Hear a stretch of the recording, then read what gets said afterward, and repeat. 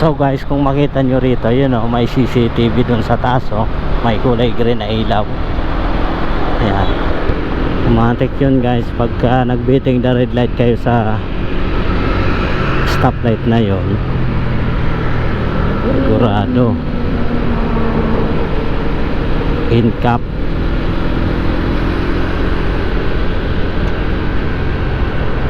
Pero dito kahit saan pwede pa sa Ross Boulevard. Gawa hindi pa kasi tapos yung kalsada rito.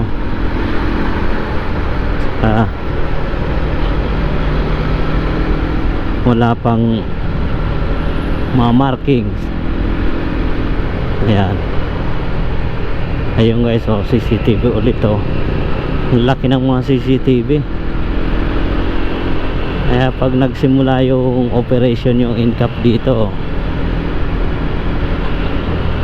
siguro lahat ng motor nasa kanan, bandang kanan sa gilid. Ngayon kasi ano pa